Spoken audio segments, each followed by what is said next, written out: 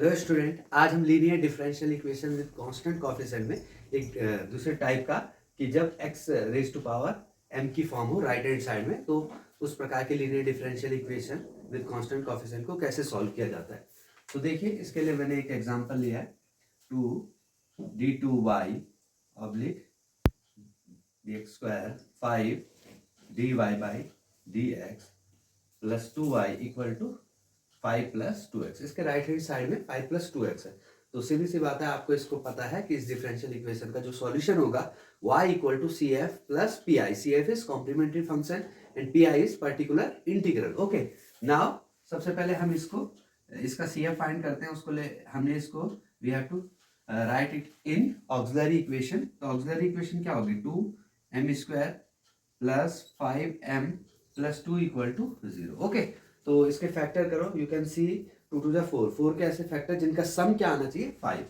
तो we can write it as 2m² + 4 1 4 and now it is 2m² + 4m + m + 2 = 0, and here is 2m common, m + 2 1, m + 2 0, m + 2 and 2m + 1 = 0, m + 2 = 0, and we can m = -2 and 2m + 1 = 0, m = -1/2. So there are two values of m, -2 and -1/2. Okay, now CF will be, we can see -2 and -1/2 real and distinct value है। तो C1 e⁻⁻²x plus C2 e⁻⁻1/2x. Okay, now we need to find particular integral. Okay, particular integral कैसे find करेंगे? इसको हमने ध्यान से देखना है। और पर्टिकुलर इंटीग्रल क्या हो जाएगा? 1/2d² + 5d + 2, और ये साथ में क्या है? 5 + 2x। ओके, तो देखिए, सिंपल इसको सॉल्व करने के लिए क्या करेंगे हम? कैसे इसको सॉल्व करना है? हमने यहाँ से इसको 2 कॉमन ले लिया। 2 कॉमन ले लिया तो ये हो गया 2 से 2 1 2, और ये आ गया 2d² + 5d/2, और यहाँ क्या है आपके पास? 5 + 2x। ओके, इसको ऊपर ले गए तो ये हो गया 1/2 1 + 2d² + 5d/2 -1 5 + 2x। तो इसके बाद मैं यहाँ सॉल्व करता हूँ इसको। तो देखो, आप इसका आपको एक एक्सपेंशन पता होगा, बाइनोमियल एक्सपेंशन, वो हम सिंपल करेंगे। तो देखो 1 + x की पावर एक -1 है। तो अब जब इसको एक्सपेंड करेंगे तो एक 2d² की भी टर्म आएगी ना, और d² और यहाँ 2x है। तो आपको पता है d² का मतलब, इसको दो बार डिफरेंशिएट करेंगे तो x को तो एक ही बार करेंगे तो कांस्टेंट आ जाएगा ना, 1 आ जाएगा ना, और दूसरी बार डिफरेंशिएट करने से 0 आ जाएगा। तो इसको एक्सपेंड करने के लिए सिंपल हमें d² के टर्म की भी कोई जरूरत नहीं है। समझ गए होंगे आप क्यों क्यों बोल रहा हूं मैं? क्योंकि d² x करेंगे तो उसमें 0 ही आना है। इसलिए सिंपल इसका एक्सपेंशन क्या हो गया? 1 माइनस, आप लिख सकते हो वैसे 2d² + 5d/2। भले ही हमें d² के टर्म की कोई जरूरत नहीं है, और आगे तो पावर और बढ़ेगी तो एक्सपेंशन में हमें जरूरत नहीं है, क्योंकि हमारे पास x दे रखा है केवल, और वो एक ही बार में डिफरेंशिएट करके क्या हो जाएगा? 0। इसलिए हमने ज्यादा इसको एक्सपेंड नहीं करना।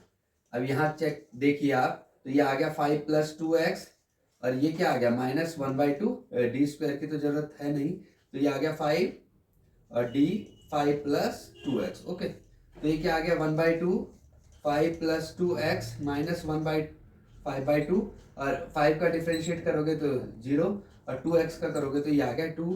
तो ये हमारे पास क्या बन गया?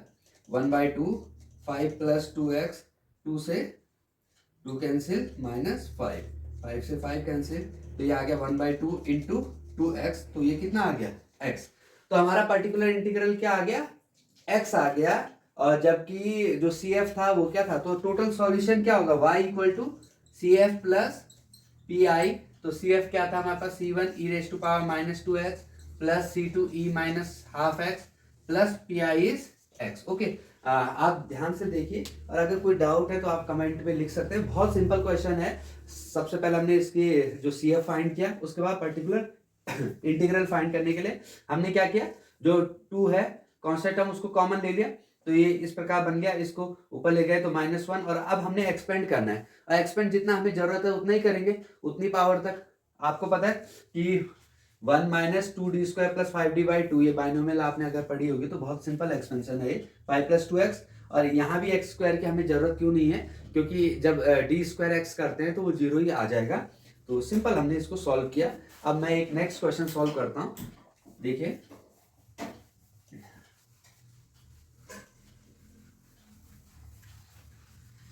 सेकंड क्वेश्चन हम देखते हैं।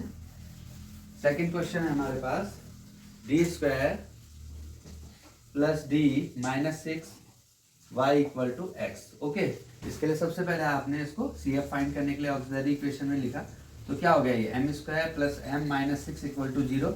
अब 6 क्या ऐसे फैक्टर माइनस है ना, यहाँ डिफरेंस इसका 1 हो, तो बहुत सिंपल है ये, 3 माइनस 2, 3 2 जा 6। ओके, तो m² plus 3m minus 2m minus 6 equal to 0।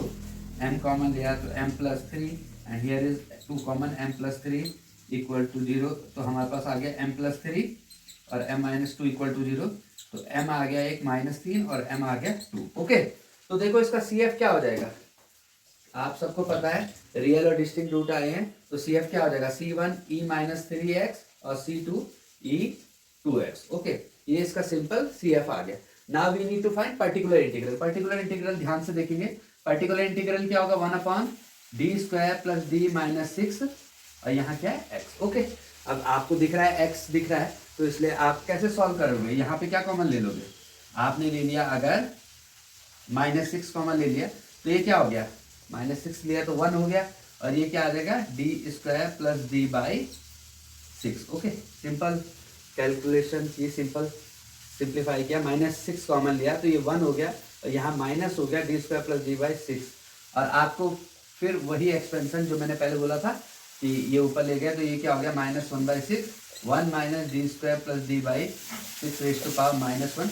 अब मैंने आपको बताया था कि यहाँ पे क्योंकि x है तो यह d² का भी एक्सपेंशन में जरूरत हमें पड़ेगी नहीं, तो इसलिए हमने सिंपल क्या लिख दिया, इसको एक्सपेंड किया 1 प्लस d² प्लस d/6। आगे की टर्म की हमें जरूरत है नहीं, क्यों नहीं है जरूरत, क्योंकि पावर बढ़ेगी एक्सपेंशन में आगे, और हमारे पास तो x है, हमारे पास x एक ही d चाहिए, d² से भी आपको पता है 0 हो जाएगा, तो ये क्या हो गया -1/6 x plus 1/6 d of x। तो we can see -1/6 x plus 1/6, और ये हमारा पर्टिकुलर इंटीग्रल आ गया। तो y टोटल सॉल्यूशन क्या हो जाएगा, y equal to CF plus PI। तो CF क्या हो जाएगा, C1 e minus 3x plus C2 e 2x minus 1/6 x plus 1/6। तो ये हमारा total solution of the differential equation हो गया। Thank you very much. Channel को शेयर करें, सब्सक्राइब करें अपने फ्रेंड्स को। Thank you.